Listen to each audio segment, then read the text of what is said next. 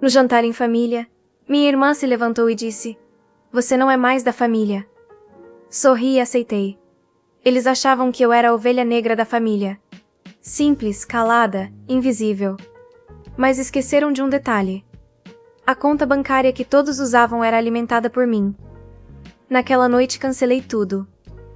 Cancelei. Meu nome é Carolina, tenho 34 anos e sempre fui a filha sem graça da família Almeida. Desde pequena eu era a que não chamava atenção, sem a beleza estonteante da minha irmã Camila, 2 anos mais nova, ou o carisma do meu irmão Rodrigo, o caçula adorado. Eu era a que passava despercebida nas fotos de família, aquela de quem ninguém lembrava de perguntar sobre o trabalho, ou sobre como andava a vida. Enquanto crescia, meus pais investiram tudo em meus irmãos. Camila ganhou tratamento ortodôntico completo, aulas de balé, viagens internacionais para aprimorar o inglês. Rodrigo teve direito à escolinha de futebol particular, curso de oratória, notebook de última geração para os estudos. Para mim sempre sobrava o básico ou o depois vemos isso. Aprendi cedo que precisaria conquistar minhas coisas sozinha. Com 18 anos, entrei na faculdade pública de administração. Ninguém apareceu na minha formatura? Coincidiu com uma apresentação de dança de Camila. Naquela noite engoli as lágrimas e prometi para mim mesma. Um dia eles perceberiam meu valor. Não pelo que eu aparentava ser, mas pelo que eu realmente era. E assim começou minha jornada silenciosa. Enquanto Camila mudava de emprego, a cada 6 meses por não se sentir realizada, e Rodrigo tentava empreender com o dinheiro dos meus pais, eu trabalhava incansavelmente. Comecei como estagiária em uma empresa de tecnologia, aceitando qualquer hora extra, qualquer projeto adicional. Dormia pouco, estudava muito, economizava cada centavo. Quando completei 25 anos, já era gerente de projetos. Aos 28, diretora de operações. Aos 30, fui convidada para a sociedade em uma startup de soluções financeiras. Nosso app de gestão patrimonial decolou e em 2 anos tínhamos mais de 1 milhão de usuários. Uma multinacional nos comprou e de repente, sem alarde, sem ostentação, eu me tornei milionária. Ninguém na minha família sabia, não por segredo, mas porque ninguém perguntava. Nas reuniões familiares, enquanto todos comentavam sobre o novo carro de Rodrigo, financiado pelos meus pais, ou as férias de Camila em Paris, também bancadas por eles, eu apenas sorria discretamente com minha roupa simples, meu carro modesto, meu apartamento funcional. Por fora, a mesma Carol de sempre. Por dentro, uma mulher que tinha conquistado mais do que todos eles juntos. Foi na pandemia que tudo começou a mudar. Meu pai perdeu o emprego na construtora, onde trabalhou por 30 anos. Minha mãe, sempre dona de casa, entrou em desespero. O salão de beleza que minha irmã tentou abrir faliu em 3 meses. O restaurante onde meu irmão investiu todas as economias não resistiu ao lockdown. Numa noite de março de 2020, recebi uma ligação da minha mãe. Ela estava chorando, desesperada. "Carol, não sei o que fazer. Estamos com todas as contas atrasadas e o banco está ameaçando tomar a casa." Ela soluçava ao telefone, a voz embargada. Senti um aperto no peito. Apesar de tudo, eram minha família. "Quanto vocês precisam, mãe?" Quando ela mencionou o valor, percebi que era apenas o começo de uma longa crise.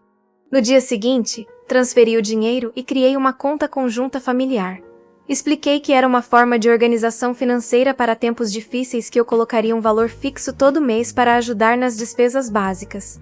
"Mas como você tem esse dinheiro, filha? Você trabalha naquela empresinha de computador, não é?" Perguntou minha mãe genuinamente confusa. Engoli seco. "Tenho minhas economias, mãe, e a empresinha vai bem." Foi assim que, sem grandes explicações, tornei-me a provedora silenciosa da família Almeida. Todo mês depositava o suficiente para cobrir aluguel, contas, mercado, plano de saúde e até algumas regalias. Eles pensavam que a conta era uma espécie de fundo emergencial criado pelo meu pai antes da crise, e que eu apenas ajudava com uma pequena parte. Ninguém questionou muito. Dinheiro entrando, problemas resolvidos. Durante os 2 anos seguintes, observei uma transformação nos gastos da minha família. O que começou como uma ajuda para necessidades básicas, logo se transformou em uma porta aberta para excessos. Camila voltou a fazer tratamentos estéticos caríssimos. Rodrigo comprou um carro novo, alegando que precisava para procurar emprego. Meus pais reformaram a cozinha inteira porque mereciam um pouco de conforto depois de tanto sofrimento. Enquanto isso, nas reuniões familiares, continuava sendo a mesma Carol invisível. Ninguém perguntava sobre meu trabalho ou minha vida. As conversas giravam em torno das conquistas dos meus irmãos. Conquistas financiadas pelo meu dinheiro sem que eles soubessem. Nossa, Carol, você devia investir mais em você mesma, disse Camila. Certa vez, olhando para minhas unhas sem esmalte. Um tratamento de beleza faria maravilhas.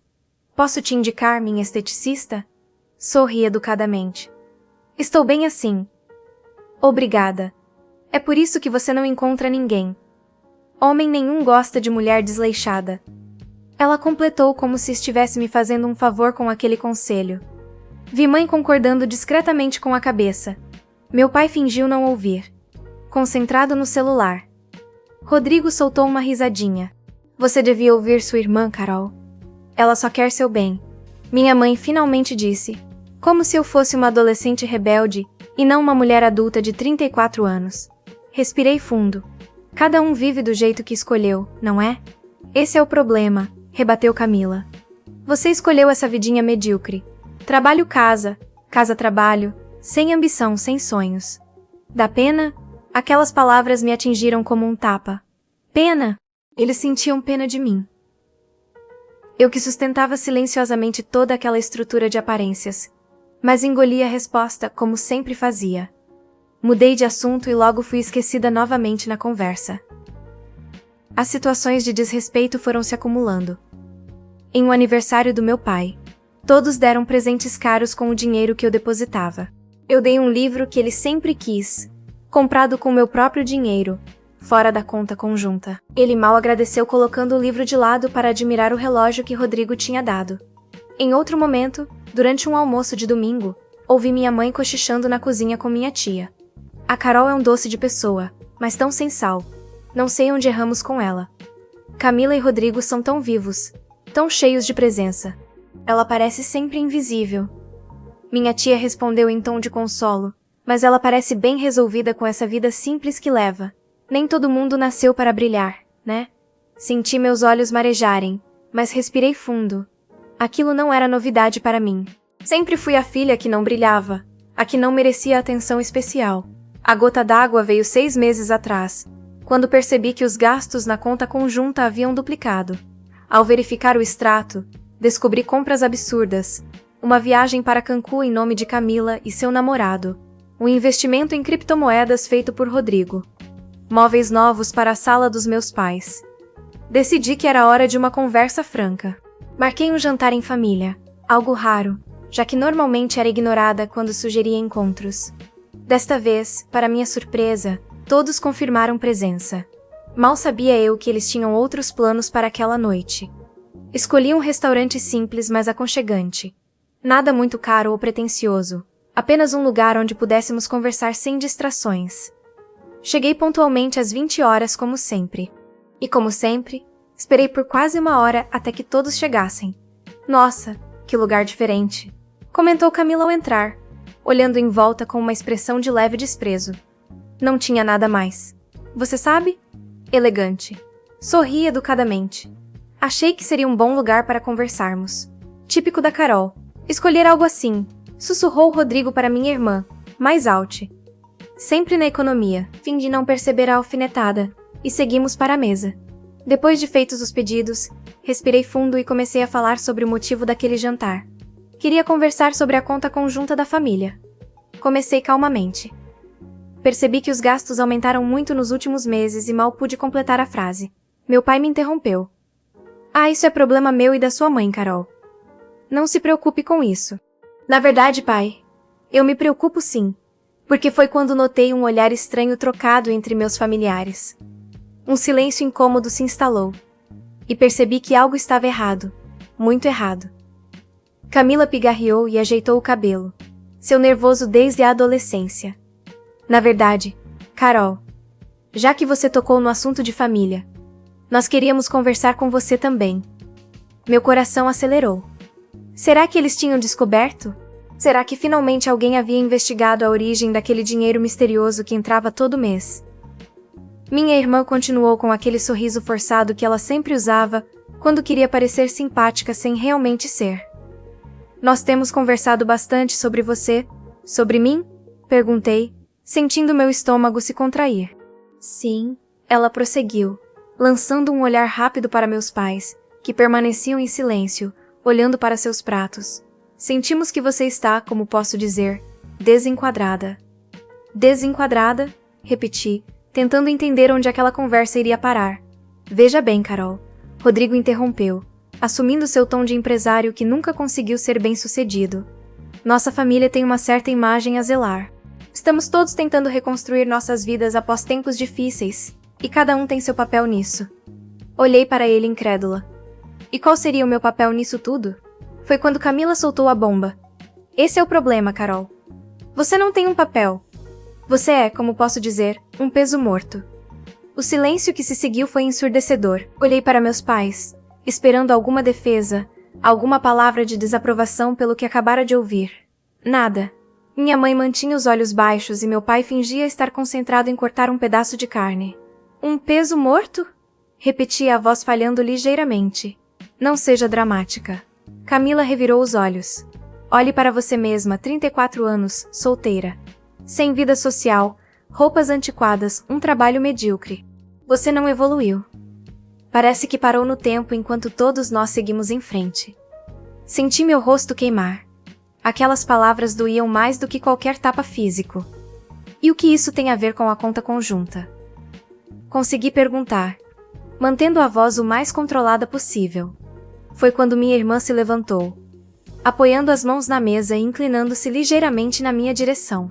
Seus olhos fixos nos meus, ela disse com uma frieza que nunca vou esquecer. Nós conversamos e achamos melhor você seguir sua vida. Você não faz mais parte da família. O restaurante continuava com seu burburinho habitual. Garçons passavam. Talhares tilintavam contra pratos, mas para mim tudo havia silenciado. Era como se o tempo tivesse parado naquele momento exato. Olhei ao redor da mesa. Rodrigo mantinha um sorriso de canto, como se aprovasse cada palavra dita por Camila. Minha mãe ainda não me encarava, mas seus dedos nervosos dobravam e desdobravam o guardanapo de pano. Meu pai, sempre o patriarca, o homem forte da família, apenas suspirou e disse baixinho: "É melhor assim, filha. Você nunca realmente se encaixou." Aquelas palavras vindas dele foram a estocada final. Senti algo se quebrar dentro de mim. Não de tristeza, mas como um vidro estilhaçando. Claro, definitivo, irreparável. O mais surpreendente para mim mesma foi minha reação. Não chorei, não gritei, não implorei por explicações ou por uma chance de me defender. Apenas sorri, um sorriso calmo, quase sereno, que pareceu desconcertá-los mais do que qualquer reação emotiva teria feito. "Entendo", respondi finalmente, dobrando meu guardanapo e colocando-o sobre a mesa. "Se é assim que vocês se sentem, respeito a decisão." Camila pareceu momentaneamente confusa com minha aceitação pacífica. Talvez esperasse lágrimas, súplicas, uma cena. Rodrigo franziu o senho desconfiado da minha reação contida. "Então você aceita?" Minha mãe finalmente encontrou sua voz, parecendo genuinamente surpresa. "Se é o que todos querem, quem sou eu para discordar?" Respondi ainda mantendo aquele sorriso enigmático. "Afinal, vocês mesmos disseram. Nunca me encaixei. Realmente." Chamei o garçom, paguei minha parte da conta e me levantei. Olhei uma última vez para aqueles rostos familiares que naquele momento pareciam pertencer a completos estranhos. "Tenham uma boa vida", disse simplesmente e saí. O ar frio da noite me atingiu quando deixei o restaurante, mas em vez de me sentir destruída, senti uma estranha libertação. Durante toda a vida, busquei a aprovação daquela família. Me diminuí para não ofuscar meus irmãos. Me calei diante de insultos velados e agora, ironicamente, eram eles que me libertavam daquelas correntes invisíveis. Entrei no meu carro, um modelo básico que escondia perfeitamente o fato de que eu poderia comprar a concessionária inteira se quisesse, e dirigi até meu apartamento. Não era um lugar luxuoso, mas era aconchegante e bem localizado. Um refúgio que refletia quem eu realmente era. Discreta por fora, rica em possibilidades por dentro. Sentei-me em meu sofá e liguei meu notebook. Acessei minha conta bancária e olhei para o saldo. 8 dígitos que nunca fizeram diferença para minha família. porque eles nunca souberam que existiam. Com alguns cliques, acessei a conta conjunta que sustentava o estilo de vida deles há mais de 2 anos. Foi surpreendentemente fácil. Alguns cliques, uma senha, uma confirmação, cancelei todos os cartões vinculados à conta, bloqueei todos os débitos automáticos e transferi o saldo restante para minha conta pessoal. O sistema me perguntou se eu tinha certeza e pela primeira vez em muito tempo não hesitei. Sim, tenho certeza. Fechei o notebook e olhei pela janela. A cidade estava iluminada lá fora, milhares de luzes brilhando na escuridão. Peguei meu celular e desliguei as notificações. Sabia que era apenas questão de tempo até que os telefonemas desesperados começassem. Naquela noite dormi melhor do que em anos, sem o peso de carregar uma família que nunca me valorizou, sem a angústia de ser invisível para as pessoas que deveriam me enxergar primeiro, sem a dor de amar quem só sabia julgar. Como previsto, no dia seguinte, meu celular já mostrava 12 chamadas perdidas.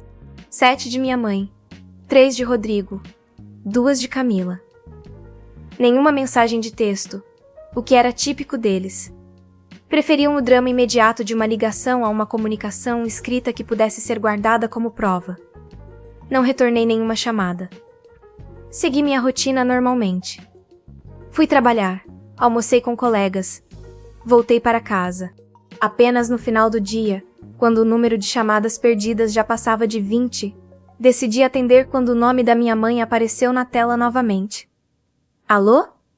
Respondi sem emoção na voz. Carol, graças a Deus você atendeu. Minha mãe falava apressadamente, quase sem respirar. Aconteceu algo terrível. A conta, filha, a conta conjunta. Não conseguimos acessar. Os cartões foram bloqueados.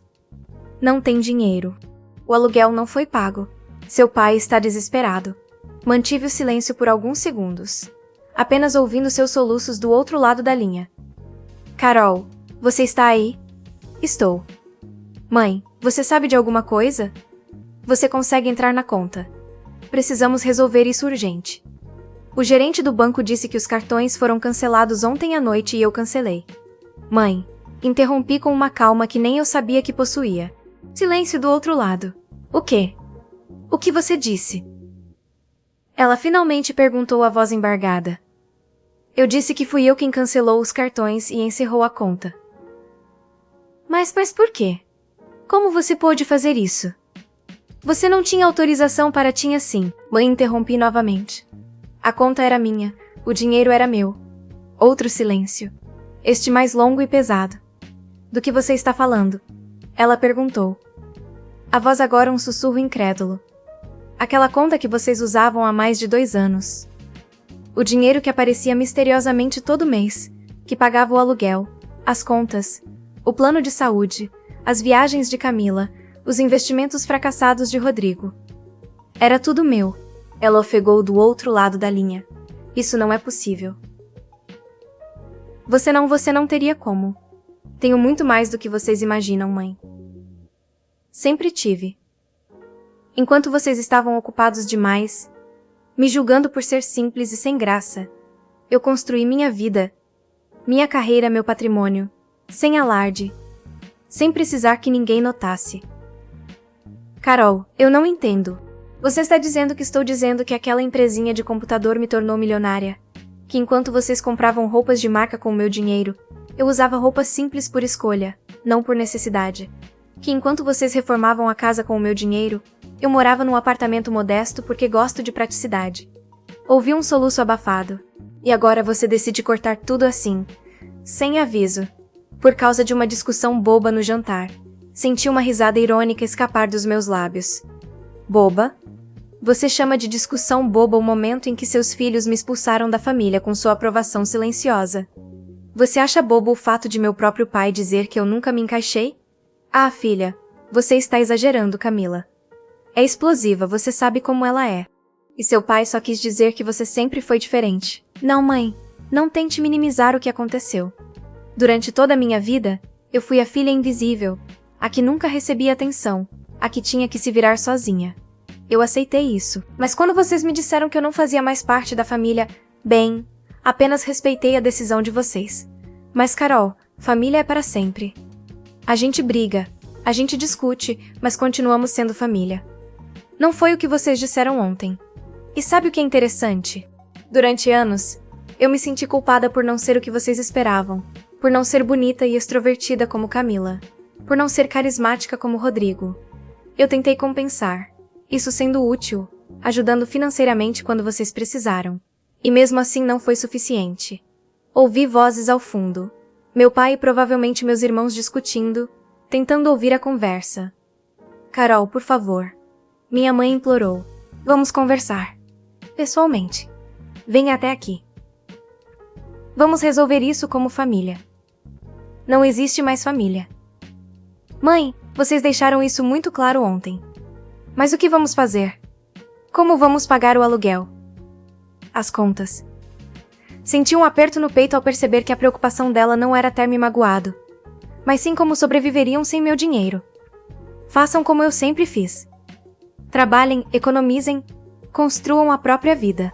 Eu acreditei em vocês quando disseram que não me queriam mais. Agora, acreditem em mim quando digo que não quero mais ajudar. Desliguei o telefone antes que pudesse ouvir mais súplicas. Nos dias que se seguiram, as ligações continuaram, mensagens começaram a chegar. Primeiro de minha mãe, depois de Rodrigo, finalmente até de Camila. Todas com o mesmo tom desesperado, todas evitando assumir responsabilidade pelo que havia acontecido. Filha, por favor, reconsidere. Seu pai está passando mal de preocupação. Carol, vamos conversar como adultos. Aquilo foi um mal-entendido. Mana, desculpa se fui dura com você. Você sabe que te amo, né? Não respondi a nenhuma delas. Não por vingança, mas porque finalmente havia entendido. Aquele amor era condicional. Eles me queriam de volta, não pela pessoa que eu era, mas pelo dinheiro que eu representava. Uma semana depois, recebi uma visita inesperada no escritório. Rodrigo apareceu, visivelmente desconfortável por estar ali, olhando em volta como se estivesse pisando em território desconhecido. Senhorita Carolina, seu irmão está aqui, anunciou-me a secretária com uma expressão que denunciava que ela já sabia de toda a história. Pode mandá-lo entrar? Respondi, mantendo a compostura profissional. Rodrigo entrou antes. Pela primeira vez ele via meu escritório, amplo, elegante, com vista para a cidade. Ele viu meu nome na porta com o título de diretora executiva. Viu os prêmios de inovação nas paredes, as fotos com personalidades importantes do setor. Vi seus olhos se arregalarem ao perceber que sua irmã, sem graça, comandava o império. Carol, isso tudo é seu? Ele perguntou, parecendo genuinamente impressionado. Sim, Rodrigo, isso tudo é meu. O que posso fazer por você? Ele engoliu em seco, claramente não esperando aquela recepção fria. Vim para tentar entender o que está acontecendo. Começou, sentando-se na cadeira à frente da minha mesa. A conta, o dinheiro, todo esse tempo era você. Assenti sem dizer nada. Mas como? Por quê? Por que você nunca contou? Alguém perguntou. Respondi simplesmente. Alguma vez em todos esses anos, alguém da família quis realmente saber o que eu fazia, como eu vivia, quem eu era. Ele baixou os olhos sem resposta. Vocês já tinham criado uma imagem minha, a irmã sem graça, sem ambição, sem vida. Era mais fácil me encaixar nessa caixinha do que admitir que talvez não me conhecessem de verdade. Mas você poderia ter dito, poderia ter mostrado. Para quê, Rodrigo? Para mudar a dinâmica? Para vocês gostarem de mim pelo que eu tenho, não pelo que eu sou. Ele sacudiu a cabeça parecendo confuso. Não é assim, Carol. Nós gostamos de você. Não foi o que pareceu naquele jantar. Você não faz mais parte da família, lembra? Ele passou a mão pelos cabelos desconfortável. Camila exagerou. Você sabe como ela é dramática. Ninguém levou aquilo a sério. Vocês levaram a sério o suficiente para me expulsar da mesa, para concordar com ela, para me deixar ir embora. Sem uma palavra de defesa, ele ficou em silêncio por alguns instantes. O que você quer, Carol? Quer que imploremos, que nos humilhemos? É isso? Olhei para meu irmão caçula, aquele menino que sempre foi o favorito, o protegido, o especial. Agora, sentado à minha frente, parecia pequeno, frágil, perdido. Não quero nada, Rodrigo. Esse é o ponto. Pela primeira vez na vida, não estou esperando nada de vocês. Não estou tentando provar meu valor. Não estou buscando aprovação. Estou simplesmente vivendo minha vida, como vocês sugeriram que eu fizesse. Mas e a família? E nossos pais? O que tem eles? Eles estão desesperados, Carol. O aluguel venceu. As contas estão acumulando. O cartão de crédito foi bloqueado. E como assim? E são nossos pais? Sim, são nossos pais. Os mesmos que passaram a vida inteira favorecendo você e Camila. Os mesmos que nunca me defenderam quando fui humilhada. Os mesmos que concordaram silenciosamente quando fui expulsa da família. Por que eu deveria continuar sustentando-os? Ele engoliu em seco, sem argumentos. O que vocês querem de mim, Rodrigo? Querem que eu volte a depositar dinheiro numa conta para vocês gastarem? Querem que eu finja que nada aconteceu? Que eu continue sendo a invisível, a irmã sem graça?